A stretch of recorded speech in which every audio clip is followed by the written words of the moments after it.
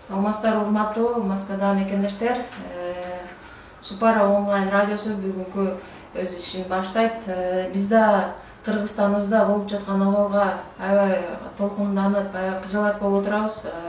Урматтуу Москвада мекендештер, алыста жүрсөк дагы ошо мекенибиз деп соккон жүрөгүбүз, ошо жан дүйнөбүз, бүт жашообуздун баары Кыргызстаныбыз. Андыктан ошол сиздер да провокацияга алдырбай, сабырдуулукту кармап, өзүңүздөрдү кармап, токтоолук менен, акылдуулук менен иш кылыңыздар.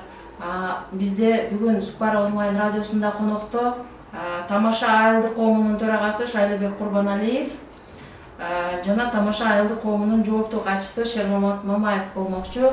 Суроолоруңуздар болсо, комментарийлер менен, калуу тилектериңиздер болсо, комментарийлер менен түз эфирдин астына калтырып койсоңуздар болот. Же болбосо бизде WhatsApp номерибизге 8926 322 4902 номерине калтырып койсоңуздар, биз түз эфирден окуп бүгүнкү биздин конокторго жеткиргенге аракет кылабыз. Студиябызга куш келипсиздер.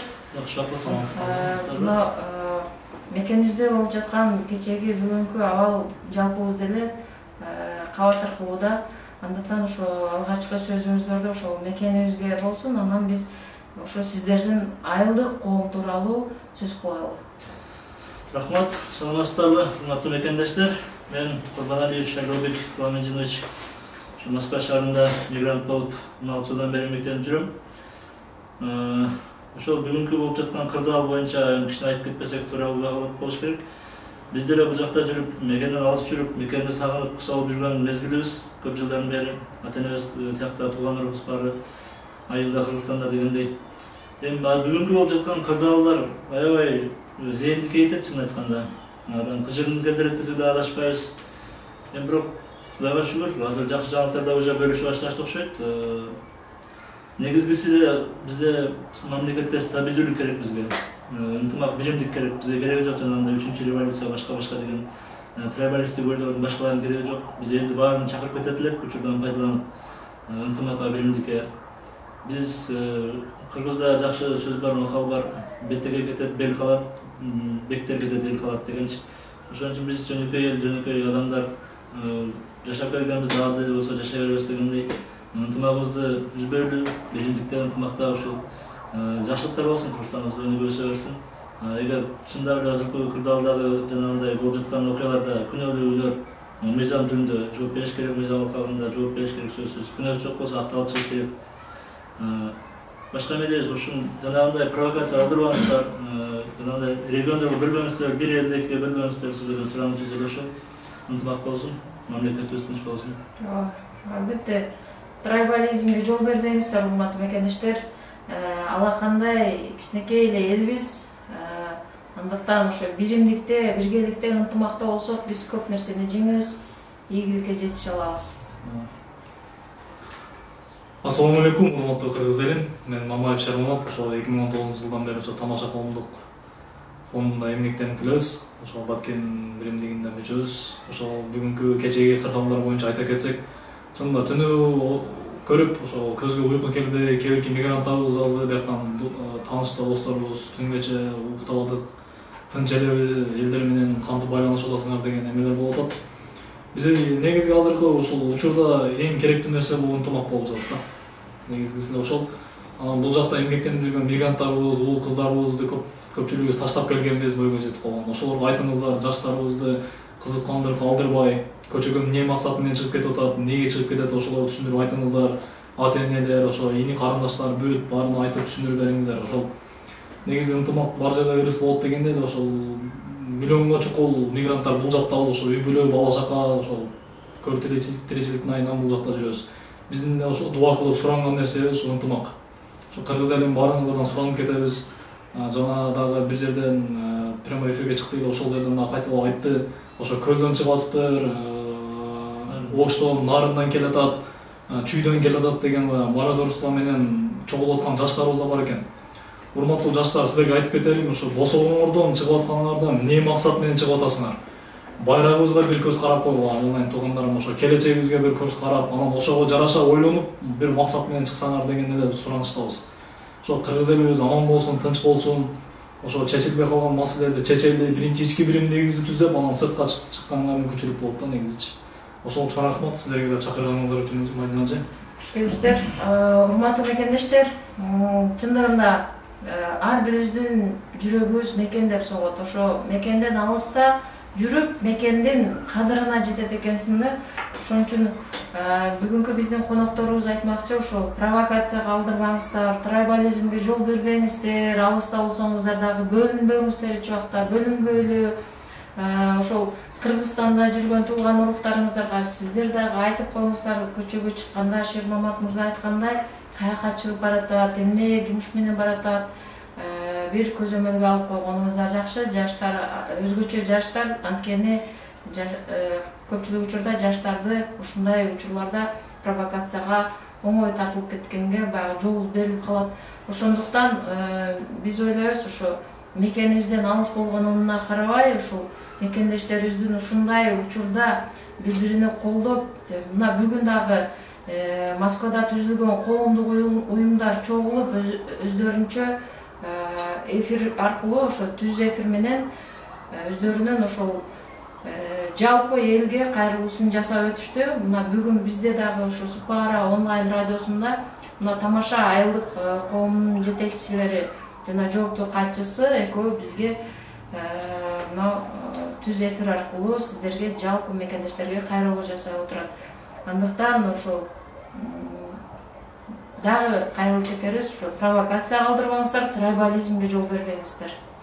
Анда эмесе биз эфирибизди улантабыз. Урматтуу мекендештер, суроолоруңуздар болсо, түз эфирден комментарий менен кайрылып койсоңуздар болот.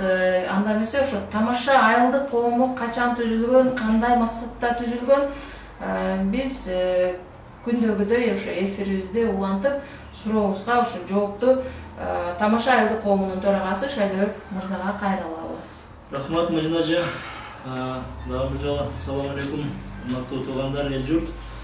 Биздин Москвадагы тамаша айылдык коомубуз 2013 жылы түптөлгөн. Анын түзүштүн негизги максаттарынан бири болуп эле ошол Москвада жалпы эле ошо Россия жергесинде мусафир болуп жүргөн өзүбүздүн мекендештер, жердештер, айылдаштарга кичине көмөк көрсөтөлү, жакшылык жамандык күндөрдө бирге болойлу. Жанагындай атын өчпөй груз беси болуп калса эми Кудай сактасын андайдан. Ошондой жерлерде жанагындай биримдикте болойлу, бирибизге жардам берели деген жакшы ниеттерде түзүлгөн биринчи 2013 жылы. Ал убакта биз көпчүлүк добуш менен аксакалдарыбыз, жаштарыбыз баарыбыз биригип, Сейдалиев Рахматилла деген Жапар деп билебиз, Жапар деп айтабыз, Жапар экөөбүз дишайлаганбыз төрага кылып. Ал киши биздин айылдык фондубузду, айылдык коомубузду 5 жыл жетектеп берди. Кудайга шүгүр, аябай чоң жетишкен нетиге жетиштик ал мезгилде дагы. Азыркы учурда дагы улантып кетип атабыз. Мен 2019 жылдын 1 январынан жаңы жылдан баштап мени шайлашты. Жапар экемдин жанагы семейный деп коебуз да, жанагы өзүнүн жумуштары көбөйүп кеткен үчүн ал колу бош шартка байланыштуу тапшырганга туура келип, анан мени шайлап алышты эл жаштар. Ошо менен алгылык иштерди кылып келатабыз буюрса. Алдыда ошол кылган иштерибиз боюнча дагы отчеттор бергенге, суроолорду жооп бергенге даярбыз буюрса. Рахмат. Урматтуу мекендештер, ошо Кадамжай, Баткен областына караштуу Кадамжай районунун Тамаша айылынын Москвадагы мекендештер түзгөн, Москвадагы мекендештерге ылайыкташтырып түзгөн ошо Тамаша айылдык коомунун төрагасы жана жооптуу катчысы бүгүн бизде конокто. Эгерде ошо суроолор болсо берсеңиздер болот, каалоо тилектер болсо комментарий менен жазып койсоңуздар болот. Биз сиздердин суроолоруңуздарды, каалоо тилектериңиздерди эки мырзага окуп жеткиргенге аракет кылалы. Суроолоруңуздарды күтөбүз. Анда эмесе ушу Тамаша айылы Кадамжай районунун, Баткен областына караштуу Кадамжай районунун кайсы жагында жайгашкан, анан ушул Тамаша айылы тууралуу маалымат берип өтсөңүздөр. Канча население, калк бар, канча кожолук бар, анан эмне жана кечээ эле ушул жерде сиздердин ошо кошуна айылда, ошо Кызыл Булак айылынын айылдык фондунун жетекчилери болду, экс жетекчиси менен азыркы жетекчиси болду. Ошол сыяктуу эле бүгүн сиздер дагы ошол Тамаша айылы тууралуу жалпы маалыматты берип өтсөңүздөр. Абдан жакшы. Туура биздин Тамаша айылыбыз Баткен областынын Кадамжай районуна караштуу Тамаша деген айыл болуп эсептелет. Биз тоолуу айыл болуп эсептелебиз. Биздин айылда 3050 адам катталган. 765 почти 800ге жакын кожолук бар биздин айылда. Биздин айыл тоолуу болгондуктан бир мектебибиз бар, бир бала бакчабыз бар. Андан тышкары бир жанагындай стадионубуз бар. Спорттук эмелер өткөрүп турган, андагы жакында эле курчтук 3 жыл алдын. Ошол элибиз меймандос, биз тоолуу болгон үчүн бизде жайлоо, айланабызды тоолор курчап турат. Жаратылышы токобуз, булак суу дегенде таза аба. Элибиз меймандос, баары жакшы, Кудайга шүгүр. Айылдык фонд боюнча айтып келе турган болсок, ошол 2013-жылы түптөлгөндөн баштап эле Москвада мекендештер чогулуп, жерлештер, айылдаштар чогулуп, көптөгөн иш-чараларды өткөргөнбүз. Алар боюнча толук маалыматтарды айта кете турган болсок, мисалы биз 2013-жылдан бери биринчи эле ушул Москвадагы мекендештерге деп түзүлгөн да башындачы. Андан кийин эгер биз фондда бар да биздин эмедечи, коомдо фонд бар.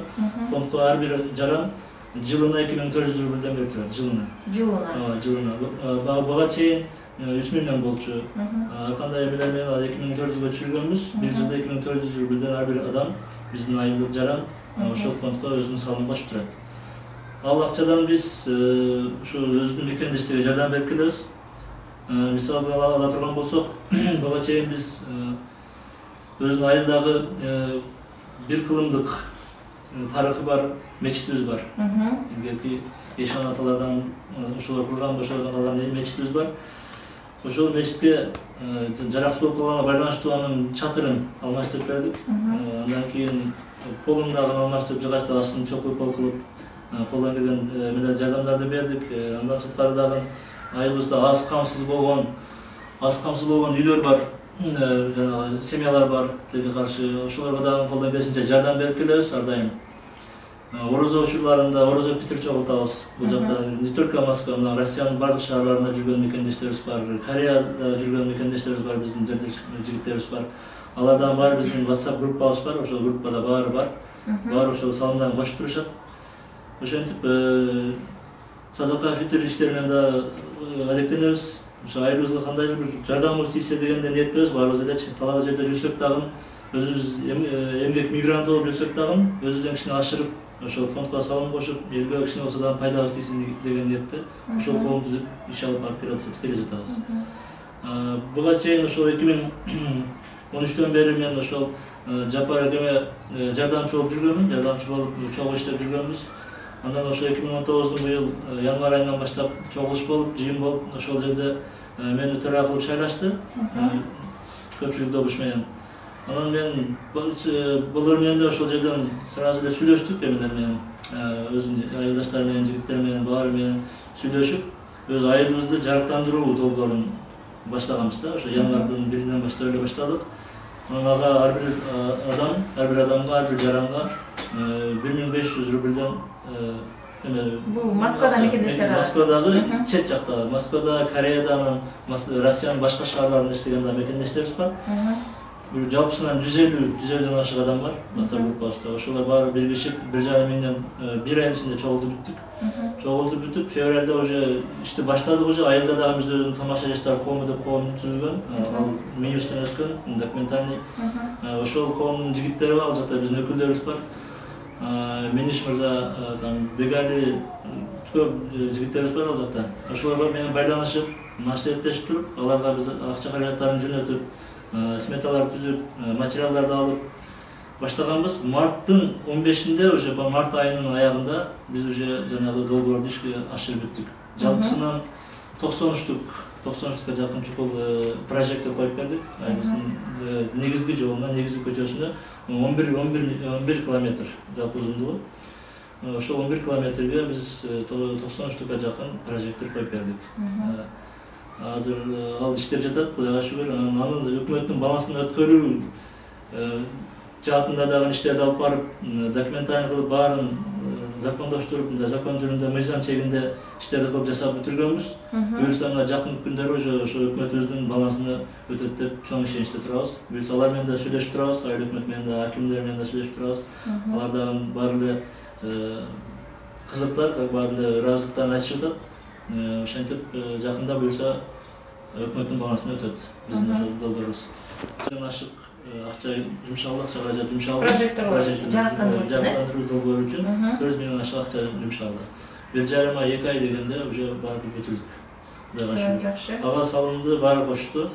Россияда жүргөн, башка шаарларда жүргөн, Кореяда жүргөн жигиттерибиз, өзүбүздүн эле айылда жашап эмгектенип жүргөн мекендештерибиз. Мында бир айта кеткен нерсе бул биздин айылдын негизги көчөсү эки биз чоң атабыздын атына коюлган. Бири Алимбеков Мамалатип, экинчиси Батыров Пазыл чоң аталарыбыздын атына коюлган.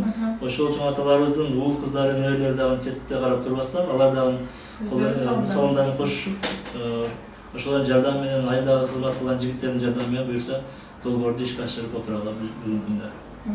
Жакшы. Анда эмесе биз ошо Шермамат мырзага суроо берели. Сиз мына жооптук катчы катары ошол тамаша коомдук айылдык коомуну ошо жооптук катчысы болуп келатат экенсиз. Буга чейин ошол жасаган иштерди, мисалы отчетуну сиздер ушундай кандай берип, ошо өзүңүздөрдүн мекендештери, Москвадагы чогулган мекендештердин арасында канча аралыкта ошо маалыматты жеткирип турасыздар? Анан чогулуштар кандай форматта өтөт?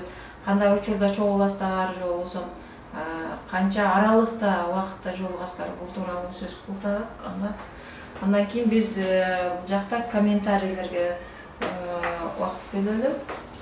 Негизи мен өзүмдүн катчы болгон убактым 2019-жылдын 2-январынан баштап катчы боло баштадык. Биздин кызмат ошол негизи бир номер 2019-жылдын 1-протоколунда протокол негизинде ошо Шайлообек агабыз төрага болуп шайланды. Мен катчы, анан Амираев Элдияр деген агабыз ал бухгалтерибиз. Акчалай бүт эмелерди, отчетторуну ошо Элдияр агабыз берип турат. Мен чогулуштун жыйынтыгы кандай болду, ошол кайсы күнү эмне маселелер козголду дегендерди бир жумага калтырбай элдерге жеткирип турганга аракет кылабыз. Анан квартальный отчетубуз бар. Бул квартальный отчетто эң чоң отчетту ошо 4 ай, 3 айда бир берип турабыз. Акча чогултуунун форматын айткан болсок, акча чогултуу Excel түрүндө бөлүп алганбыз. 2000-жылдан 1980-жылга чейинки ошо тамаша айылынын тургундары милдеттүү түрдө беришет. 80-жылдан жогорку аксакалдарыбыз ошол көндөн чыкканын эле берет. Ошо 80-2000-жыл арасындагы бүтүрүүчүлөрүбүздүн жалпы бизге катталган тамаша коомуна, Москвадагы тамаша коомуна катталгандардын жалпы саны 149 адам. Бул катталган, мүчө болгон саны 149. Анан аксакалдарыбыз берип турат, аксакалдардын фамилиясын башка жерге койгонбуз, Excel'ден. Ар бир айга бөлөбүз. Ошондой бир жылга 2400 болгондо ар бир айга 200 рубльдан тура кетип калат. Жакшы. Сиздер ошо мына кандайдыр бир маселе болгондо, ошо мисалы 2-3 айда ошо бир жалпы отчетту ушундай берип, анан чогулган учурларыңыздар кандай болот? Канчалык тез аралыкта чогуласыздар? Анан кандайдыр чукул бир учурлар болуп калган учурда ушундай маселелер болобу? Мисалы кечээ эле ошол тоже ушундай эле сөз болду. Кызыл Булак сиздерге кошуна айыл. Ошол айылдын ошол айылдык фондторунун жетекчилери келди. Сиздерде дагы айылдык фондтор бар да, туурабы, Москвада? Москвада бар. Ошол коомдун ичинде эле түзүлгөн, Биздики бир эле айыл болуп калды. Биздики кичинекей эле айыл болгонуна байланыштуу бир эле эмебиз бар, майдаланган. Ал негизи ошол фондду өзүңүздөр эле көзөмөлгө аласыздар, Бизде жооптуу катчыбыз бар, жооптуу бухгалтерибиз бар ошол акча маселесине. Сиздер каттоодон өткөнсүздарбы?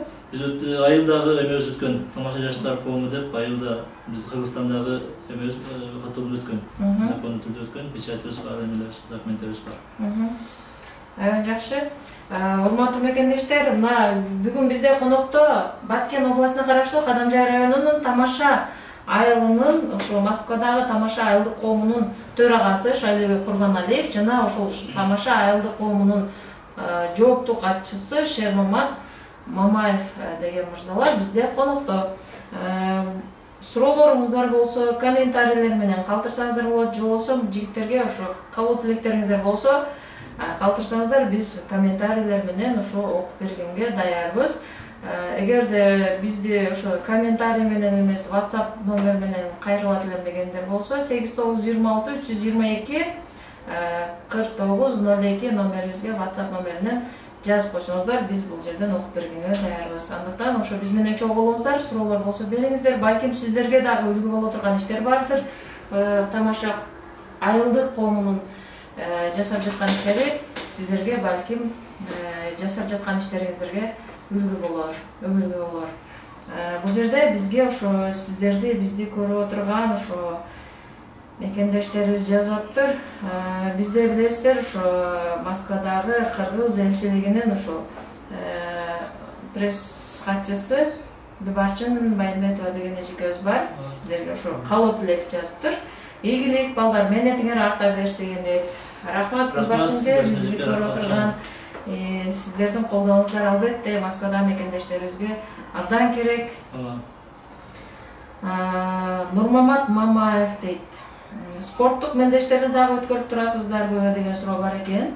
Мен бул жерде суроолорду окуп өтөрөйүн, анан калганын дагы өткөнгө аракет кылайын. Микрофонду жакын коюңуздар дейт, балким. Микрофону жакшы эле угуп калыптыр уже. Укалар жарайсыңар зор дейт. Шайырбек Судаков дейт. Шака, салам алейкум. Урматтуу мекендештер, калоо тилектериңиздерди, суроолоруңуздар берсеңиздер, биз окуп өтөлү. Нурмамат Мамаевдин суроосуна кимиңиздер жооп бересиздер, жооп бересиздер. Мен жооп берип коеюн. Спорттук мелдештер бизде мына жалпы айылдык коом болгон үчүн бизде жаштар, основном жаштар, мына Шерват Мамаев айтып кеткендей 2000 жылдан 80 жылга чейинки биздин айылдаштар катталган. Основном ошолор берген дагы ошолор, основной мен акчаны дагы ушундай иш-чарага катышкандар да ошолор. Алардын арасында биз волейбол оюндарын уюштуруп турабыз, футбол оюндарын уюштуруп турабыз айылдык. Биз чогулуштарды мындай природада таза абада киргенде эме кылып алганбыз, өнөгөт десек деле болот да. Биз жанагындай кафемлерге барбайбыз. Ошол жерде биз өзүбүз атайын айта кетсе болот, мелочный нерсе го, все равно биздин айылдын очогубуз бар, казаныбыз бар дегендей. Ошол жерде мал союп, андай кылып элди чакырып, жакшы баталарын алып келдим. Ошол жерде биз сүйлөшөбүз, келечек жөнүндө сүйлөшөбүз, кыла турган пландарыбыз жөнүндө сүйлөшөбүз. Бизге кандай сунуштар түшсө айылдан, ошол сунуштарды талкуулайбыз, кандай кылып жардам берсек болот, кантсек болот деп жалпы эл менен маслихатташып, эл менен гана сүйлөшүп туруп, анан бир чечимге келебиз да. Жакын күндөрү мына буюрса Курбан айт майрамыбыз да келе да, жакындап калды. Ага дагы буюрса даярдыгыбыз жакшы, даярбыз уже. Буюрса аны дагы эл менен чогуу өткөрөбүз, союз союп, түлө өткөрүп, Куран окуп. Ошол жанагы очок. Сөзсүз. Бизде комплект алып. Өзүнүн айылдын жигиттери бул жактан жасашкан өздөрү очок. Жакшы. Анда эмесе бизди дагы чакырыңыздар. Сөзсүз келесиз. Барып казан очокторду көргөнчү. Сөзсүз. Мен калуу тилектер бар экен, суроолор бар экен, окуп өтөйүн. Урматтуу мекендештер, бүгүн бизде конокто Баткен областына караштуу Кадамжай районунун Тамаша айылдык фондунун, коомунун жетекчиси Шайлообек Курбаналиев жана жооптук катчысы Шермамат Мамаев болууда. Андыктан суроолоруңуздар болсо, калуу тилектериңиздер болсо бизге комментарий менен же WhatsApp номерибизге жазып койсоңуздар, биз суроолорду, калуу тилектерди окуп бергенге даярбыз. Бул жерде Максим Баткенский кече эле бизде конокто болуп кеткен болчу. Ассалому алейкум, ийгилик, азаматсыңар, жакшылыкта жарышып жүрө берели дептир. Алейкум ассалам. Айтасың болсун. Анан бул жерде Бакбек Учкун деген мырза жазып атат. Азаматсыңар Шайлообек, сүйлөшчү кишилер менен сүйлөшүп өкмөттүн балансын өткөргөнүңөр эң туура деген ушу бир сунуш катары айткан окшойт. Биз ал уже ишке аштык буюрса. Чыңгыз дейт, ушу бизди көрүп отурган мекендештер.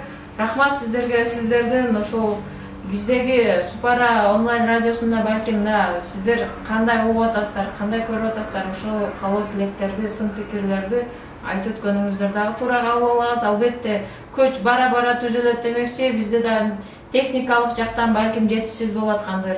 Акырындан ошол нерсеге жетишип баратабыз.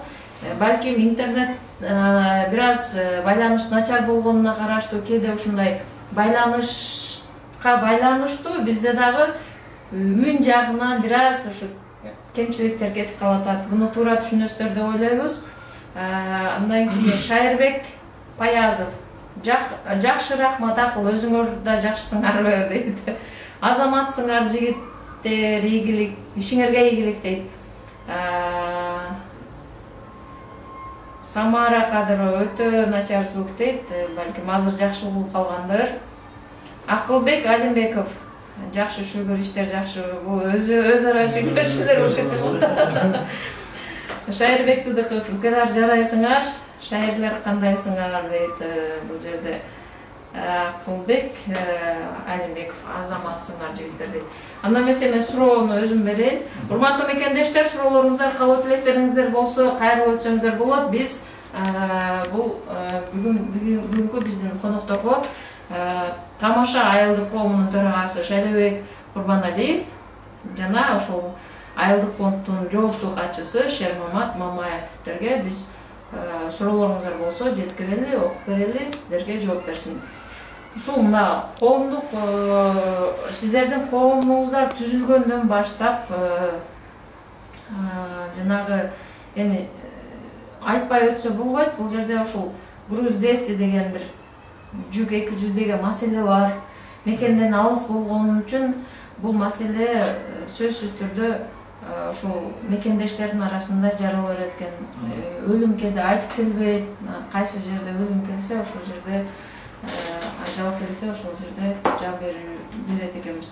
Андыктан ошол мисалы ушул маселеде сиздер кандай чечкенсиздер? Кечээ мен буну мисал катары айтсам, ушул Кызыл Булак коомунан ушул жакшы бир үлгү ала турган иштерди жасашып келатат экен. Балким сиздерде дагы бул маселени өз ара ич ара жолго койгонсуздар.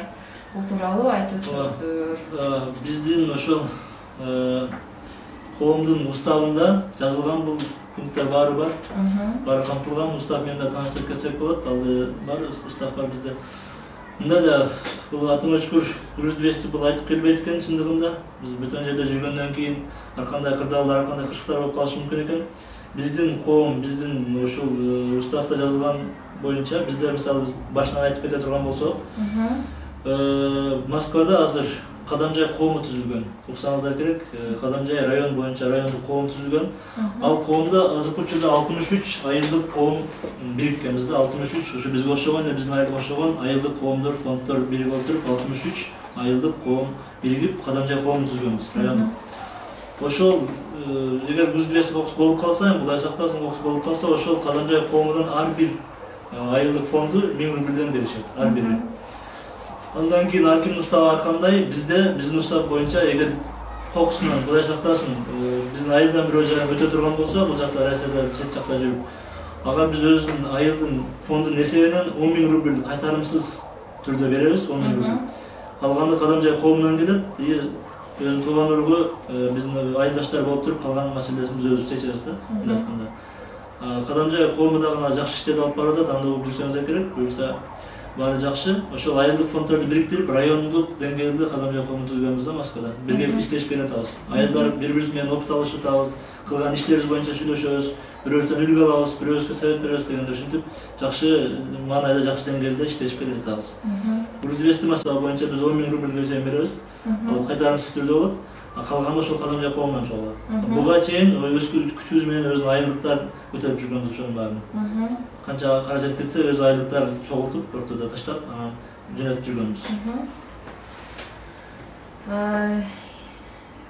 Урматтуу мекендештер, бул жерде жакшы бир суроолор менен ушу кайрылып калуу тилектер менен кайрылып атасыздар. Бизди көрүп угуп отурган мекендештерге ыраазычылык билдиребиз. Биз дагы да болсо ошол суроолоруңуздар болсо комментарий менен, калуу тилектериңиздер болсо комментарий менен кайрылып койсоңуздар болот. Биз эки жигитке окуп бергенге даярбыз. Андан эмесе ошо суроо Шермамат мырзага болсун. Сиздерден ошол мына коомдук айылдык коомунун ушу түзүлгөндөн баштап баягы кирип, чыгып жүргөн, баягы келип кеткен Москвада кеде учуп кетип калат, кеде жаңы мекендештериңиздер келет. Ушуну кандай каттоого алып, кантип маалымат алып жүрөсүздөр ушуну сиздер дагы? Биз маалымат бере кетсек, ар бир бүтүрүүчү жылдардын мисалы чоң лидерлери бар. 5 жыл ар бир 5 выпускан бүтүрүүчүлөрдүн арасында бир лидер бар. Анан ар бир бүтүрүүчү жылдардын арасынан бирден өзүнүн классташ досторунан бир лидер шайлап алганбыз. ошол лидерлер аркылуу эле маалымат алып турабыз. Мисалы ошол бизге кайрылып, көбүнчө элдер баки элдер болсо кайрылат, мага кайрылат. Ошо менин отчет бере электерди бар арасындачы.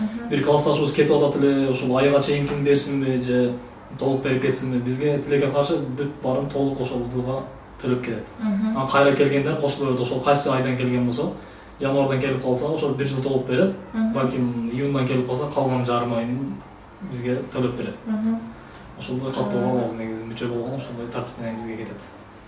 Келген, кеткен, жаңы келип кетип аткан мекендештерге сиздерде мисалы жумушка орношуу деген маселелер болуп калат да, туурабы?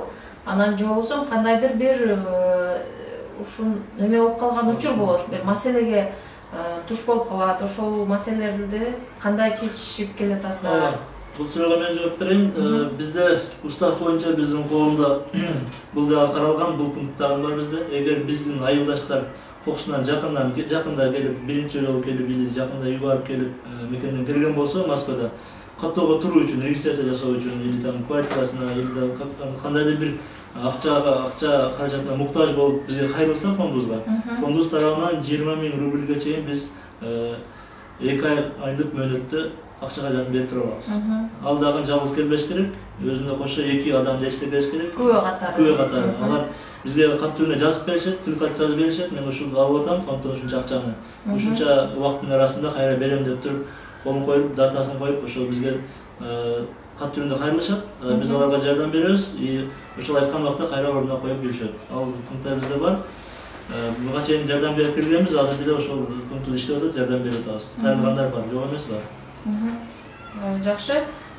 Жана сөздүн башында айтып өттүңүздөр, 2400дөн ошо 1 жылда ошо бир адам 2400дөн взнос катары төлөшөт. Ошону мисалы сиздер ай сайын аласыздарбы же мындай өз эркине коюп туруп шартына карап туруп эле ала бересиздер? 1 жылда бир отчет алсаңыздар болобу? Буга мен жооп берейин анда. Азыр эле ошол Нурмамат Мамаев менин бир тууган иним болот. Ошол спортко волейболду кора ойноп жүрөт. Ошонун кыстара келсек, 1-майда ошол 96-жылдары өткөрүп беришкен. Ошол 1-майда биз ошол өзүнүн салтка айланып калган тукум уруштурмай жумуртканы бышырып, ошолорду уруштурабыз. Кабарыңыздар болсо. Биздин айылда калды окшойт. Айт мезгилинде ойнотулуп. 1-майда. Ошол бизде уюшуп Москвада уюшканбыз. Ошол бир паркта жолугуп, ошол жерден анан айтылган, ага чейин айтылган, ошо 1-май жарым жылдыкты беришиңер керек, 5 айдыкына, 6 айдыкына. Ошол январь, февраль, март, апрель, май ошо 1000 рубльден ошого көтөрүп барышкан. Калганын августтун аягына чогултуп бергиле деп мөөнөтүн койгонбуз. Ошондо 1000 рубль майда беришти, калган 1400дүн ошо август айынын аягына чогултуп беришет. Ошол менен койгон. Бизде мындай да майда жана кичине кыстама кылып кете турган болсо, бизде эгер кокустан жанагындай долбоорлор болуп калса, айылда бир какой-то чоңураак бир долбоор иш кыла турган болсок, анда биз сөзсүз срок коебуз. 1 ай, 1 жарым ай, может 2 ай срок коюп туруп, ошол сроктун ичинде бөлүнгөн ошол акча каражатын бир адамга канчадан, мисалы прожекторге 1,5 миңден бердик ар бирибизчи. Ате фонддон сырткары, отдельно чогултуп, ошондой кырдаалда да отдельно срокту коюп, ошол срокко чогултуп аракет кылабыз барыбыз. Анан атак мондай жумуш жок эле, пока эч кандай айылга жардам бериш, пока кереги жок, токтоп турабыз, андай дей турган болсок, анда биз адамдардын өзүнө эле коюп беребиз. Мисалы колунан келгени 1 жылдан сразу берип кутулуп коет. Кичине айлыкка жетип алайын да, кичине башка жумуштарым бар эле дегенде, бүтөбүз биз 1 жыл ичинде берсе болду. 1 жылдык ошо 2400дү 1 жыл ичинде берсе болду. Анан кокустан жанагындай жумуштар кылыш керек болуп, жардам керек болуп айылга бир долбоорлор иштеп чыга турган болсок, анда сөзсүз элди чогултуп туруп, айтып, түшүндүрүп барына срокту коюп, эне макулдашып, анан ошол акчаны чогултуп таштайбыз и жанагы жумушту өз убагында бүтүрөбүз да. Канча тез аралыкта жолугушуп турасыздар? Айыл коомдун Москвадагы ушу мекендештер. Анан мүчөсүнүн жана айтып өттүңүз да. Анан ал деген өзгөрүп турат да. Келген кеткен. Ошо канча аралыкта жолугуп турасыздар, ошо кандай форматта жолугушасыздар? Биз эң айта кетсек, эң акыркы чогулушубуз мына Ороз айт күнү болду. Ороз айт күнүнө чогулушубузду белгилеп, эң кеминде келбеди дегенде ар бир бүтүрүүчү жылда, мисалы 2000-жылдан болсун, 3 адамдан кем эмес чогулушка катышып бериши зарыл деп эме кылабыз. Ошол чоң маселелер болуп калса, мисалы жакында ошол мектепке кичине жардам көрсөтөлү деген бир чоң сумманы жөнөтөбүз деп атабыз, буюрса. Балким тактала элек. ошону ортого койгондо ошол акыркы чогулушта ошол сүйлөшүлдү. Форматтагы ошол эми буюрса, кийинки чогулушубузду ошо Курманайтка белгилеп атабыз. Жакшы. Курманайтта кайсы жерде жолугушасыздар? Мекендештериңиздер балким сиздерди угуп отурган бир айрым болсоңуз. Учурдан пайдаланып айта кетели, биз эми баягы традицияга айланып калгандай эле биздин метро Борисовада, Борисовский пруды паркында уюштурабыз ар дайым эле. Ошол жерде биз жанагы ошол парктын администрациясы менен бизде макулдашуулар бар. Сүйлөшүп туруп ошол жерге казан ошокторду тасып алып, кеңири айылдарды уруксат бар. Жайлоодо болуп туруп ошол жерде чогулушуп көрөбүз. Жакшы. Тамактанып, спорттук оюндарды ойноп, айылдаштар көрүп, сагынычыбызды жазып дегендей. Ошол жерде баардык маанилүү, керектүү сөздөр ошол жерде сүйлөнөт ар дайым. Балким Спора каналы сиздердин ушул көрүнүшү, событияңыздардан көп болуп келеттир да. Сөзсүз быйыл буюрса ошол Курманайтка чакырабыз. Эфирден кайдан чакырасыздар, жамаатыңыздар менен барып, мейман болуп, курмандык айттап бериңиздер. Көрүүчүлөрдүн негизи баарын эле чакырабыз, бул жакта көрүп. Ооба, калышта бааңыздар келсеңиздер болот, келип айттан жеп, шорпудон ичип, айттап кетсеңиздер болот. Урматтуу мекендештер, мына көрдүңүздөр, бизде ошо Баткен областына караштуу Кадамжай районунун ошо Москва шаарындагы мекендештер арасында тамаша айылы боюнча атайын ошо коомдук айылдык коом түзүлгөн экен. Ошо айылдык коомду жетектеген Шайлообек Курбаналиев жана жооптуу катчысы Шермамат Мамаев бизде Спара онлайн радиосунда конокто. Суроолоруңуздар болсо, каалоо тилектериңиздер болсо, бизге кайрылып өтсөңүздөр болот, биз окуп берели, жеткирели. Бул жерде Бактыбек Учкун деген дагы бизге ошол сиздерге суроо жазыптыр. Тамаша коому деп каттоодон расмий өткөнүңөр жакшы. Бул деген өзүңөр өз алдынча бөлүнүү дегенден кабар бербейби? Кадамжай коомунун документтештирүү маселеси силер үчүн канчалык деңгээлде мааниси бар дептир. Мен буга чейинки дагы каалоо тилектерди окуп өтөйүн. Анан сиздер суроого жооп берсеңиздер. Нурмамат Мамаев, азаматсыздар, ар дайым бар болуңуздар дейт. Шайырбек Сыдыков, биздин айылдын сыймыгы болгон укаларым, азаматсыңар, ишиңерге дайыма ийгилик, дайыма эл керегине жараган жигиттер болуп жүрө бергиле, азаматсыңар. Шамшиев Сыймык деген биздин мекендешибиз жазаптыр, азаматсыздар дейт. Урматтуу мекендештер, ушул каалоо тилектериңиздер болсо, комментарийлер менен жолугузун, суроолоруңуздар болсо, комментарий менен жазып койсоңуздар, биз окуп бергенге даярбыз. Анда эмесе бул жерде Бактыбек Учкундун суроосуна жооп берип. Бактыбек Учкун, Бактыбек байке, ооба, мен сизди тааныдым, ооба. Байке, ассаламу алейкум. Биринчиден, сиздин сурооңуз өтө керектүү суроо, рахмат сурооңуз үчүн. Биз тамаша коому документтештирип өткөн убакта Кадамжай коому түзөлдүк болчу, биринчиден. Экинчиден биз Кадамжай коомуна айылдык фонд катары мүчө болуп киргенбиз. Ал жерде Кадамжай коомунун өзүнүн төрагасы бар, жакшы билесиздер баарыңыздар. Төрагалар, зональный төрагалар бар. Ошол эле зональный төрагалар арасында центральный зонанын төрагасы болуп эмгектенем мен ал жакта дагы. Ошон үчүн бизде жана документтештирүү маселеси ал жерде 63 айыл болуп кай, 63 айылдык фонд болуп атат да. Ошолордун ар биринин төрагасы бар. Биз чогулушта мына жакында эртең 10-да суббота күнү чогулуш болот. Такыр ушул темаларды козгойбуз, ушул темалар алдынтан эле козголуп келатат. Бирок кандайдыр бир себептер менен документтештирүү маселеси пока что чечиле элек, бирок чечилет деген үмүттөбүз. Эгер ошол Кадамжай коомубуздагы, райондук коомубуздагы официальный болуп расмий түрдө Москвадан менюсы өтө турган болсо, өтө чоң жетишкендикке жеткен болот элек. Ага биз чын дилибизден биз ошого кошулабыз, биз ошону колдойбуз. Мен илгери башынан эле ошо Кадамжай коому түзүлгөндөн эле айтып келатам бул маселени. Документально өткөрөлү деп, менюсын өткөрөлү айтып эле келатам. Мен бул жерде бир адам же эки адам чечип кое турган маселе эмес бул. Жалпы ошол 63 айылдык коом биригип туруп ушул маселени көтөрүп, ошого баары макулдугун бергенде гана өтөбүз. Аны өткөндө эч кандай кыйынчылык жок. Аны өткөрсө болот, кылса болот. Анын үчүн просто ошол 63 айылдык төрагалар биригип, ошол макулдашып бир чечимге келишсе эле, аны өткөрсө болот. Биз ага кызыктарбыз бизде эле. Жакшы. Ушул жерде мен суроо берип өтөйүн. Ошол жергиликтүү өкмөт менен сиздер эми баягы бул жакта коом, айылдык коомду түзүп атасыздар да. Анан бул жактагы мекендештер менен иш алып баратасыздар да. Ошол эле учурда жана жарыктандыруу же болбосо мектепке бир жардам көрсөтүү, айылдагы жана камсыз кылуу, ушул жардам берүүчү үй бүлөлөргө жардам берип келаткан учурлар болот да. Мисалы ошол учурда сиздердин ошо тамаша айылында сиздердин атайын өкүлдөрүңүздөр бардыр. Анан ошол эле учурда өкмөт менен, жергиликтүү өкмөт менен, жергиликтүү эл башчылар менен кандай иш алып барып келатасыздар?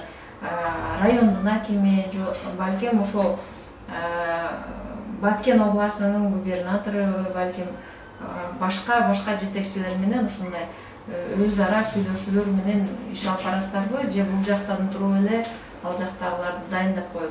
Сиздер өзүңүздөр Кыргызстанда барганда алар менен жолугушкан учурлар болдубу? Алар сиздер менен иштешкенге даярбы? Бул суроого мен жооп берет окшойм. Аябай туура суроо бул деле. Биз мындай Мадинеже, биз 2013-төн бери иш алып баратабыз, өзүнүн айыл үчүн кызмат кылып келатабыз колдон келишинче.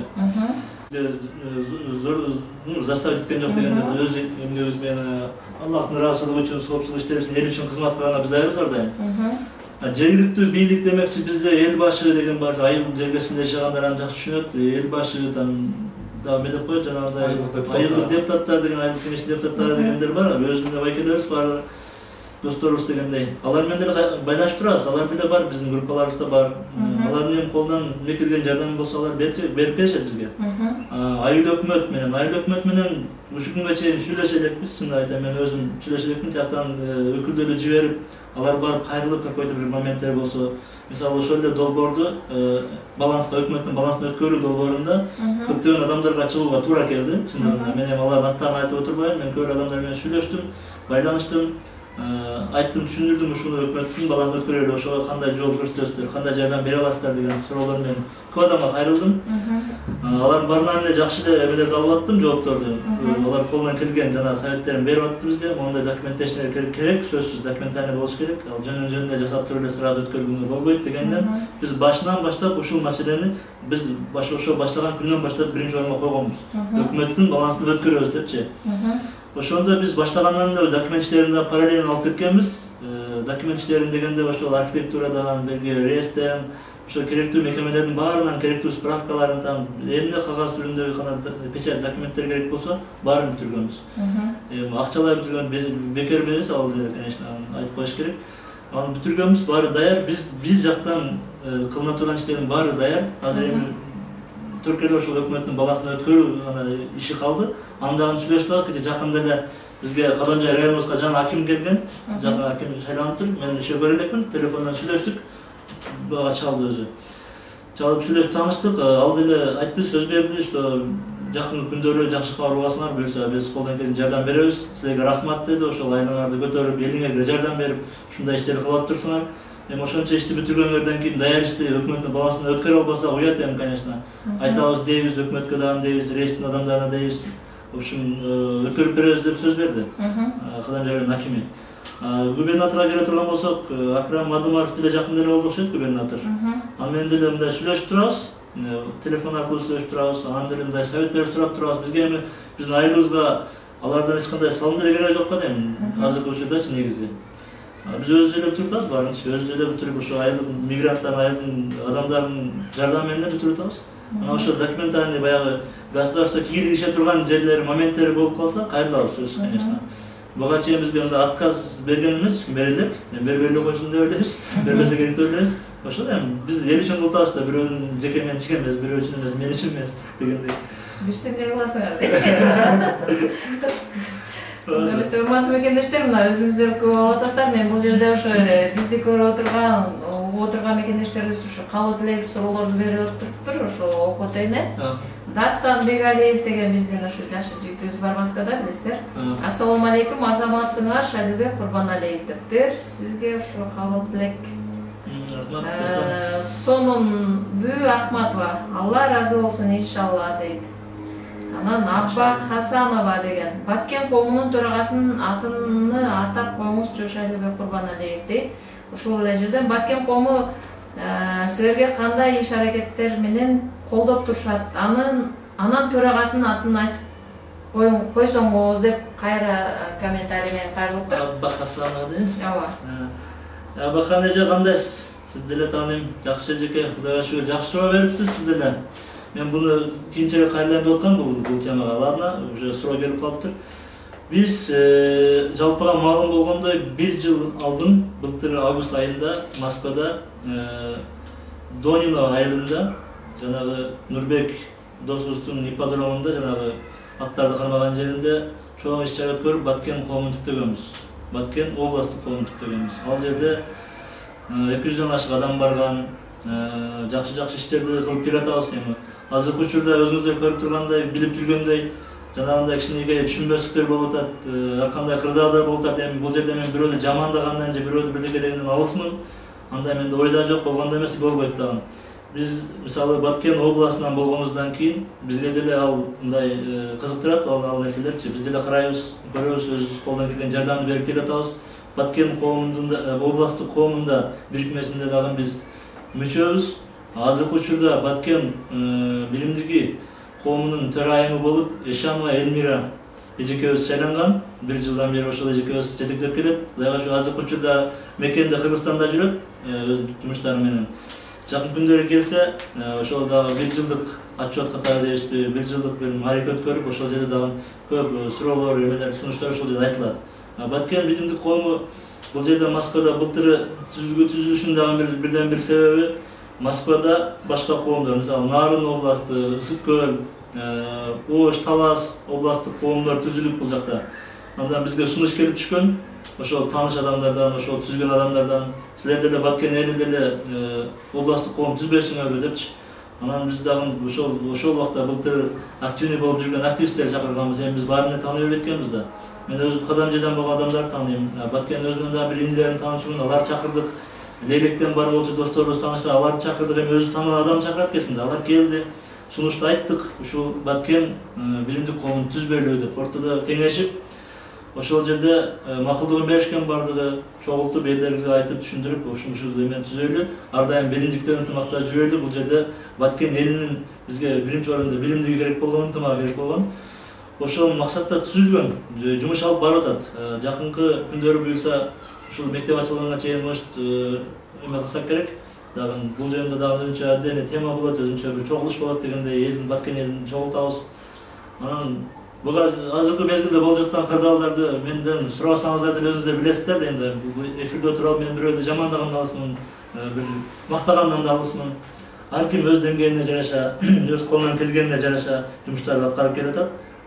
Ким эле кыймылдаган болсо, ким эле иш кылган болсо, алар бардыгы алар раатчылык үчүн иш кылып атат. Бирөө бир тиын айлык албагандан кийин, бирөө ага милдеттүү эмес, башка эмес, карыз эмес дегендей. Ошо эл үчүн областтын жүзүн кичине болсо да бийик көтөрөлү, областтын намысына жарайлы деп жакшы иштер болуп келатат. Ага баарыңыздар күбөсүздөр. Ал жөнүндө да суроолор болсо берсеңиздер болот. Мен өзүм билишимче, колумдан келишинче мен жооп берүүгө даярмын ага деле. Ал жакта да мүчөмүн. Ал жерде төрага же башка эмесмин, конечно, но мүчөмүн, активный мүчөмүн. Башынан бери, түптөлгөндөн бери азыр күнгө чейин ошол Баткен кызматташып жүрөм. Колумдан келген өзүм айылым атынан мен ал жакта да мүчөмүн. Жакшы, урматтуу мекендештер, мына өзүңүздөр күбө болгондой, угуп көрүп отургандай, биздин ошо Москвада мигрант болуп иштеп жүргөнүнө карабай, ошо өздөрүнүн жашоо тиричилигин оңдойбуз дегенден сырткары дагы ошо мекенге атуу катары салымын кошолу деп ушундай өздөрүнчө чакан болсо да коом түзүп, айылдык коомун түзүп, айыл үчүн бир жакшы иштер жасап келаткан бул үлгү болорлук иштер, колдоого аларлык иштер деп ойлойбуз. Бул жерден ошо сиздердин бир жердештериңиздер ушу кабыл тилек жазып атат. Шамшиев, Сыймык, Чандекиден чоң салам, ишиңиздерге ийгилик. Чандеки сиздерге карайт. Ооба, Чандеки деген биздин айылдын конечный десек болот. Биздин айыл ошо Чандеки деген айылга барып такал ошол жерден бүтөт да, тамаша айыл ошол жерден бүтөт. Ооба, Чандеки биздин айыл ооба. Салам бизден дагы Москвадан Чандеки элине, жалпы тамаша элине, жалпы кыргызстандыктарга салам. Сыймык элим азаматсың. Мунара Курбанова деген биздин бир мекендеши жазаптыр. Тамаша коому да барбы деп жазыптыр. Урматтуу Мунара айым, биз ушу мына жарым сааттан ашык ушу эфирдебиз, түз эфирде. Ошо Москвада Баткен областына караштуу Кадамжай районунун Тамаша айылынын Москвада мекендештер түзгөн Тамаша айылынын жигит кыздары, ушу мекендештер ушул жерде чогулуп, өзүнчө айылдык коом түзүп, айылдык коомго ушу Тамаша айылынын тургундарыны Москвада иштеп жүргөн чогултуп, өз ара колдоого алышып, бири-бирине жардам көрсөтүп жүрүшкөн мекендештерибиздин ушундай жетекчилери Шалыбек Курбаналиев жана жооптуу катчысы Шермамат Мамаев болууда. Урматтуу мекендештер, суроолоруңуздар болсо кайрылыңыздар, калоо тилектериңиздер болсо жазып койсоңуздар. Биз мекендештерибизге бул бүгүнкү биздин конокторубузга окуп берели. Балким буларга дагы стимул болот, жакшы иштерди, мындан дагы жакшы иштерди жасаганга бир өбүлгө түзүп беребиз. Урматтуу мекендештер, андыктан биз менен чогулуңуздар, суроолорду калтырыңыздар, калоо тилектерди эле калтырып коюңуздар, комплименттерди. Койпой болсо чакырыңыздар. Анда эмесе ошол мына коомдук Булар айынын немесин айтып койбоймунбу? Бул жерден Равшан Абулкасымов деген дагы бир мекендешибиз отлично написып, бизге ошо мекендештерибизге убактыңыздарды бөлүп, лайктарды басып аткан мекендештерибизге ырахмат билдиребиз. Чоң рахмат айтабыз барыңыздарга. Анда эмесе ошол Булар айым сиздин сурооңузга айтып өткөрсөк, биз ошол 2013-жылы түзүлгөн тамаша коомучу, тамаша фонду болуп түзүлгөн. Кийин 2019 тамаша коом кылып өзгөртүлгөн, ал коом фонду айырмасы жок, кандай аталышынан. Негизгиси ошо кылган иштери менен жакшы иштер кылса болду негизгиси. Анан бизде коомдо мындай жалаң эркектерди да ошол жагын айтып коюш керек болуп атат. Бизде аялдарды биз кандай десем, аялдарыбыз, кыздарыбыз эми турмушка чыккандан кийин алардын семьясы башка, алардын жолдоштору кандай ойлойт дегендей биз андай эме кылбайбыз. Эгер өздөрү каалоосу менен мүчө болот элем, силерге кошулат элем, салым кошот элем, айылга мен деле деген патриот эжекелерибизден жок эмес, Кудайга шүгүр бар. Алар бизге чалып, жазып, акчалай сыйлыктардын жанагы кошумчаларын берип жүрүшөт. Ошондой эле колдоо көрсөткүсү келген айымдар деле бар. Бар, жок эмес. Сиңдилер бар. Бар, карындаштар, эжелерибиз бар. Кудайга шүгүр, Алла разы болсун алардан деле. Алар деле ошо өздөрүнүн семьясынан ашырып, кичине элиме, жериме, ата-энеме деп кичине жардам берип жүрүшөт. Алардан жок эмес бар. Просто биздин негизги биздин өзүнүн эмебизде, составыбызда аял кишилер WhatsApp группабызда дагы жок. Булар просто ошо интернеттен көрүп, угуп, байкелеринен, инилеринен угуп, жардам берет элек биз дагы дегендер жок эмес бар. Жакында эле Свердловский шаарында, Иркутскийден Гүлзат деген эжекебиз чалды. Ошо биздин айылдан болот. Чалып ушундай иштер кыла атсаңар, уктук, биз көптөн билбей жүргөн экенбиз. Мындан ары бир иш чара боло турган болсо, ушундай жакшы иштер кыла турган болсоңор, кабар берип койгула сөзсүз. Ошол биздин Иркутск шаарында дагы биздин айылдан өтө көп айылдаштарыбыз бар. Биз дагы ортодон чогултуп, мындай колдойбуз деп жакшы каалоо тилектерин айтып кетишти. Биз ыраазыбыз. Айымдарга деле эшигибиз ачык. Эми просто WhatsApp группасына кошмосок деле, ар дайым биз ошо связдабыз. Биз телефон номерлерди калтырып койгонго мүмкүнчүлүк бар, берип коебуз. Чалып, байланышып турсаңыздар болот. Бул эми сиздердин биздин ошо эжелерге, апаларга, энелерге, кыздарыбызга болгон сыйырматыңыздар да. Эми аларды баягы грузить эле кыйнап эле, өзүнүн эркине коюп эле. Жигиттер өзүңүздөрчө эле группа түзүп ушул нерсени жасап келатасыздар да. Эми бул жерден мен ушул коомдун баягы кыйынчылыктары тууралуу дагы бир сөз кылып өтсөңүздөр. Баягы ушунча коом түзгөндүн артында ойлошот да, булар коомдун төрагалары, булар айлык алышат. Ошол тууралуу дагы айтып өтсөңүздөр, мындай пайдасы анан. Эми негизи жыгылтабыз нормально. Тамаша, конечно, мындай биз эми жана депутат болбосок, какой-то бир чиновник болбосок, мына серьезно отургулайчы. Кудайга шүгүр, мындай нерселер эжеке болот экен. Мен биринчи кичине баштап коеюн, анан чирматини улантып кетсе. Бизде мындай да, не только бизде, биз өзү кыргызбыз да негизиче. Кыргыз калкында кичине жанагындай биздин терс жактарыбыз да жок эмес бар, аны моюнга ала билиш керек айыбыбызды. Кичине көрө албастыктар да болуп турат, түшүнбөстүктөр болуп турат дегендей. Биз анын баарына позитивдүү көз караш менен карайбыз. Биз аларга эме кылып отурбайбыз. Түшүнгөн адам түшүнөт, дээринде бар адам түшүнүп эле өзү кошулуп, өзү ишти кыла берет. Түшүнбөгөндөр дашыкпай түшүнбөй кошулбай жүргөндөр деле бар. Алардын ою кандай түшүнбөйсүң, конечно. Көпчүлүк менен иштеш негизи кыйын. Бизде мисалы ошол коомдо азыркы учурда ошол акча маселеси, чтобы там прозрачно болуш үчүн, бирөө жеп койду, ичип койду деген сөздөр болбош үчүн илгертен эле ушул системада келатабыз. Банковский карта, Сбербанк карта бир адам атына ачылган. Аны пин-кодун башка бир адам билет. Жанагы адам ачып эле картаны тапшырып койгон. Ал колдонбойт. Онлайнда 3 адам иштетет, короче. 3 адамга байланган бир эме. 3 адамга смс келет, эгер бир көзөмөлдө акча сымат этилсе там или кошулса, көзөмөлдө турат. Коррупция жок. Коррупция жок бизде, эч кандай болуш да мүмкүн эмес. Бизде баары ачык айкын, баары ошо элибиз үчүн болуткандан кийин, Аллахтын ыраазычылыгы үчүн болуткандан кийин, коопчулук болуткандан кийин бизде андай эч кандай жаман ой жок, и болбойт дагы эч качан. Бизде андай түшүнбөстүктөр деле жок. Айылдык жерлештерибиз баары уже билет, баары түшүнөт. Бар Кудайга шүгүр. Бизде жооп катчубуз Шерматинин өзү отчеттер берип турат, элдер Амираев деген биздин бухгалтерибиз бар, ал просто бүгүн жумуштар менен келе албай калды. Ал дагы полный отчетторду берип турат, фамилия атына чейин, саатына чейин, даже минутына чейин жазып коет, ким канча бергенин. Мына деп WhatsApp группадан полный маалымат берилип турат. Элдер ошого ыраазы болуп, ошону көрүп, анан кыла турган иштер баары прозрачный бизде, баары айтылат, дейли. Жегенде үйдөн жеп атабыз. Шермамат мырза, мына сиз толуктап кошумчалай кетсек, ооба, кой аксары менен жүздөгенин албетте түшүнбөс да болот. Анан кээинки байкелерибиз, досторубуз салып калат. Мисалы айылдын атынан бир чогулушка барып калабыз. Жакында эле ошо 1-2 депутаттар келип чогулуш кылып кетти. Баары сөзсүз бирөө башка, кээде Шайлоо байке бошой калат, кээде мен бошой калам. Анан касым ушункиле ушинтип барсак, кээ бирөө чалат да, үй бүлөң жокпу, ата-энең не максатта жөнөттү да сен бияктан эмне кылып атасың депчи. Негизи кызмат кылбайм деген адам ал миң бай болсо деле кызмат кылбайт да, жүрөгүндө болчу. Кылам дегендер мен эмес, мен башка бирөө кылса деле кылмак табыл иштеринчи. Бурсам ал иштер бүтө берет да. Биз кызмат кылбай койсок деле жашообуз өтпөй калбайт дегендейчи. Анан коомдун жакшы нерселери бул мен Москвадан келип атканда ойлонбой келдим да, мисалчы, Москвага келип атканда.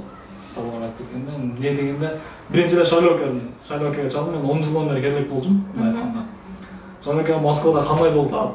Анан Зульпиндеге чалдым өзүм, Максим Маткенский. Кандай болду? Квартирадан ошо жакында үйлөндүк эле, анан келинчегим менен жазсам кандай болот? Анан көп жолдобуз айтышты.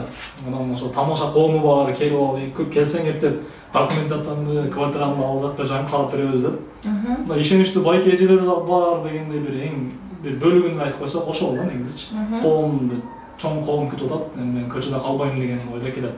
Ошол стрейк кылышып бүтүн эле мектепти бүтүп, университеттин жаңы бүткөндөр барып эле Москвага келип ататтар. Ошол жакшы жактары ошол, эми көп иштериң бүтүп кетет мисалы. Эми кээ бирөөлөрдүн проблема чыгып калганда ошол проблеманын деңгээлине жараша акча алуу мүмкүнчүлүктөрү бар. Ошондой эми мисалы азыр нөл булак же бир кредит алуунда 2 айга 20 000 алып турса, ошондой бир жакшы иштерин бүтүп алышат. Ошол коом бар, жакшы жагы бар, жаман жагы бар дегендейчи. Рахмат.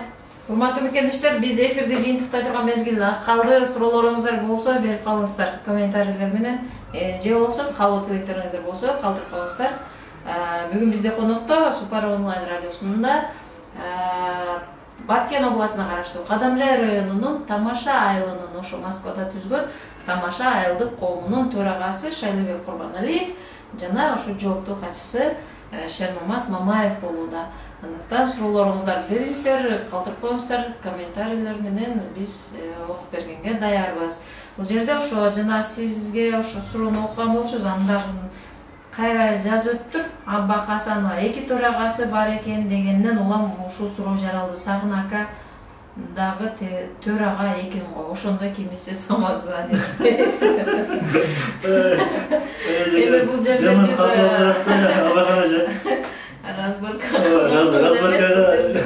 биз урматтуу Абахан эже дедиңизби? Биз бул жерде Тамаша айылдык коому тууралуу сөз кылып жатабыз.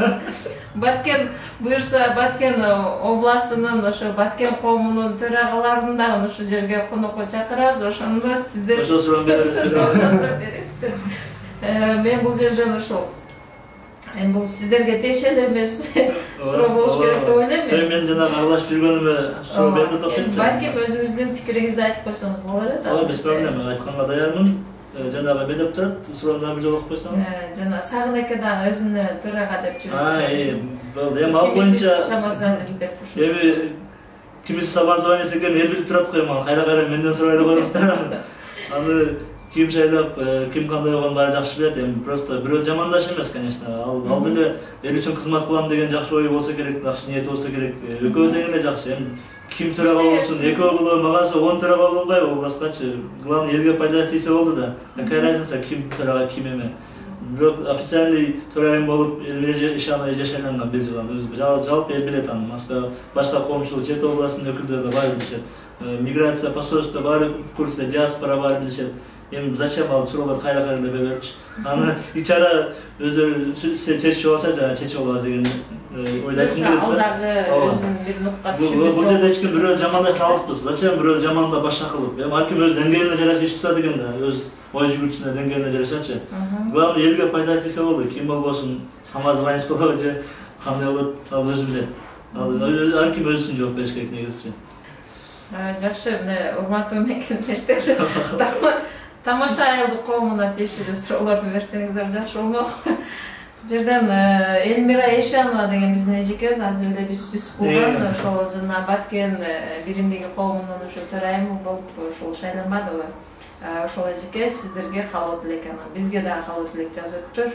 Силерде активист жигиттерибиз көп боло берсин, ишиңерге ийгиликтер болсун.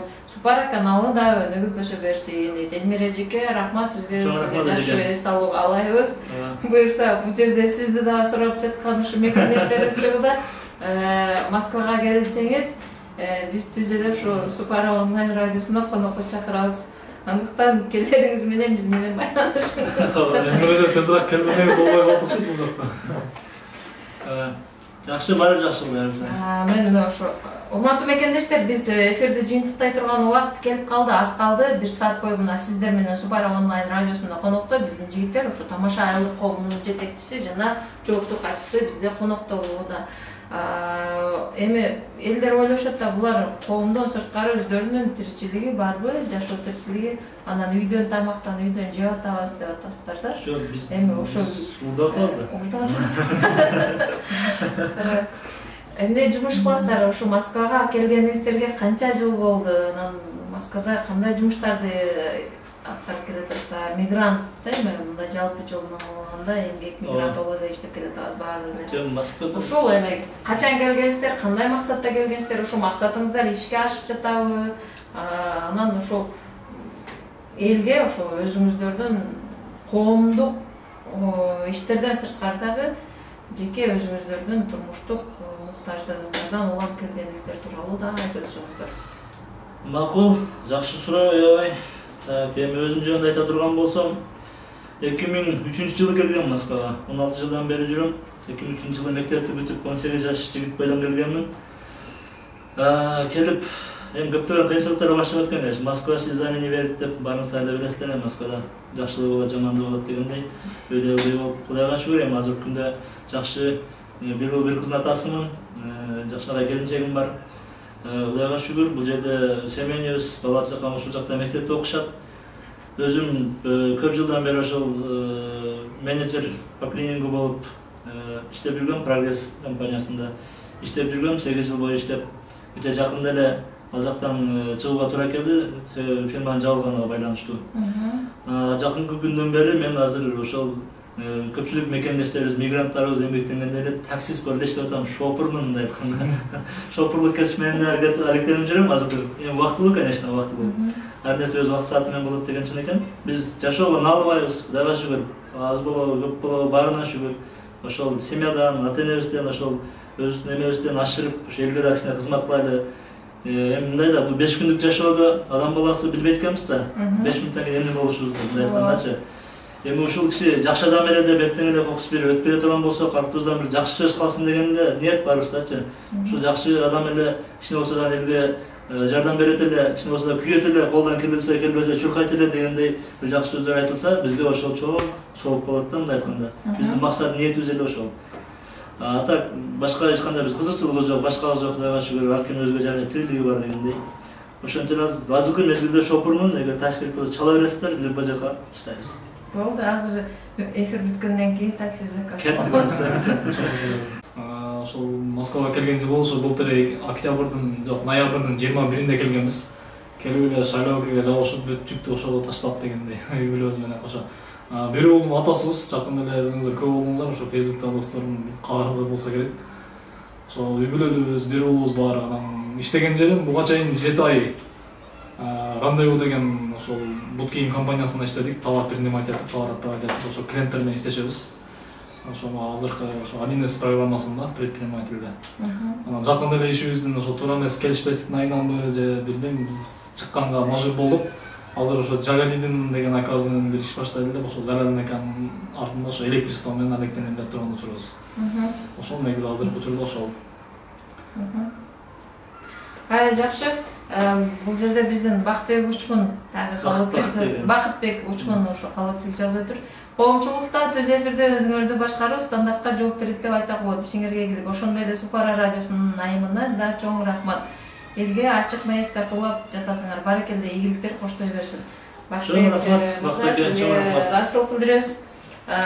Урматтуу мекендештер, калоо тилектериңиздер болсо комментарийлер менен, дагы суроолор жаралса комментарийлер менен ошо биздин түз эфирдин астына кайрылып койсоңуздар болот. Биз эфирди жыйынтыкта турган мезгил аз калды.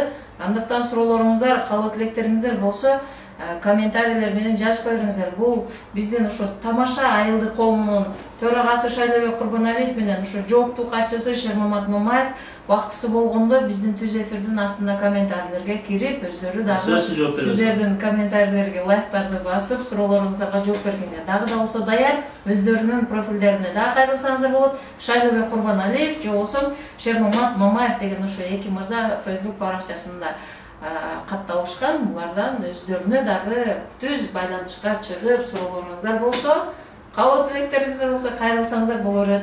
Андыктан биз түз эфирибизди жыйынтыктаганга жакындап калдык. Сиздерге эркин микрофон, анан эфирибизди жыйынтыктайлы. Макул, анда биринчиден эле ыраазычылык билдирip элем Супара каналына сизге, Мадина эже, Гүлдес эже, сиздерге, жамаатыңыздарга, баарыңыздарга Бактыгүл эжеке чоң рахмат сиздерге ушундай бизге мүмкүнчүлүк түзүп, эл менен баарлашууга түз эфирден, мындай калоо тилектерди ушундай жакшы сөздөр угууга, мындай бизге өмүргө болуп, мындай жакшы шарт түзүп бергениңизге чоң рахмат. Ишиңиздерге ийгилик, ар дайым эле ушинтип элдин жакшылыктарын чагылдырып, элдин батасын алып, жакшылык радиосу, жакшылык порталы болуп жүрөңүздөр ар дайым. Супара каналыңыздар өркүндөй өсө берсин. Ишиңиздерге ийгилик, ошо ой максатыңыздар орундала берсин. Анда айта кетчү нерсе учурдан пайдаланып, мен өзүбүздүн Кадамжай районуна, Баткен элине, Кадамжай, тамаша, жалпы эле Кыргызстан элине дагы чоң саламымды айтып, ыраазычылыгымды билдиргим келет. Баарыңыздарды ошол жакшылыкка, ийгиликке, биримдикке, ынтымакка чакыргым келет. Биздин өзүбүздүн тамаша айылынын жаштары, тургундары, баарыңыздарга чоң рахмат. Сиздер бар, биздин коом гүлдөп өнүгүп атат. Буюрса мындан ары дагы көп жумуштарды, долбоорлорду аткарабыз деп пландабыз да бар. Өзүңүздөр жакшы билесиздер. Буюрса жакынкы чогулуштарда анда улантабыз. Кудай кааласа ушу өмүрүбүздүн аягына чейин колубуздан келишинче элдин жүгүн көтөрүп, элдин соопчулугу үчүн, Аллахтын ыраазычылыгы үчүн биз кызмат кылганга даярбыз. Буюрса сиздер менен биргеликте. Сиздердин барыңыздарга шүгүр. Ошол сиздердин ар бир берген тыйыныңыздар, ар бир чыгарган эксан садакаңыздардын негизинде көптөгөн мекендештерибиздин, айылдаштарыбыздын баталарын алып, сооптуу иштерге себепкер болуп жүрөбүз баарыбыз биргеликте. Бар болуңуздар, кайсы жерде болсоңуздар дагы, дүйнөнүн кайсы бурчунда болсоңуздар дагы, тынч болуңуздар, аман болуңуздар, бала чагаңыздар менен, семьяң, ата-энеңиздер менен бирге болуңуздар. Ар дайым узун өмүр каалайм баарыңыздарга. Ар дайым эле ошол кайсы жерде болбойлу, бедимдикте болойлу, ынтымакта болойлу, ар дайым чалышып, жакшылык жамандыкта бирге болуп жүрө берели. Баарыңыздарга чоң рахмат. Рахмат. Чоң рахмат, Мадина эже, ошол Супара каналы алтындай убактыңыздарды бөлүп, бизде жөнөкөй жигиттерди чакырып, коноктогонуңуздар үчүн. Ошо кыргыз элим сиздерге кайрылып кетет элек, ошо дагы бир жолу эмоцияга алдырбаңыздар. Ошо азыркы ошо тилекке каршы ошо туура эмес кырдаалдар, ошо кыйынчылык кырдаал жаратылып турган учурда акыл менен кеңешип иш кылыңыздар. Көбүнчө жаштар, анан ошол Баткен эли, Баткен областынын Кадамжай менен тамаша айылындагы жаштарыбыз, ошо Москвада эмгектенип жүргөн Шайлообек айткандай комбайн жүрүп кеткенден кийин орокчуга иштеле калбайт экен, негизи ошондой болсо да кошумчалап кетели. Ошо сиздер менен биз барбыз. Ошо ишиңиздерге ийгилик, кандай максаттар менен келген болсоңуздар орундалсын. Ошо үй бүлөбүзгө, мекенибизге эсен-аман жетип алууну Аллах Таала насип эткен болсун. Анан ошо досторунун артында көрүнбөй жүргөн бир туугандарыбыз да бар, айылдаштардын арасында жакшы айткандын эмеси жок, кажети жок. Ошол бир туугандарыбызды чакырып кетмекчибиз. Ошол тамаша меники эмес, Шайлообекники эмес, баарыбыздыкы келиңиздер биргелешип тамашаны гүлдөтүп атабыз. Кудайга шүгүр, сиздердин эмгегиңиздердин, сиздердин демөөрчүлүгүңүздүн астында ошондой болсо да, ошо кээ бирки кемчиликтер бар, аны өзүңүздөр өзүбүз билебиз. Ошо кемчиликтерди түздөгөнгө аракет кылайлы. Алдыбызда келаткан Курман айт күнүбүзгө баарыңыздар чакырып кетмекчибиз. Учурдан пайдаланып чакырабыз, келиңиздер сөзсүз жалпы. Ошого активдүү катышып берели, ошо конокторубуз келе турган болсо жакшылап тосуп алалы. Взносторду тезирээк чогултайлы, биз катчу ушинтип эле жаман көрүнө берет экенбиз.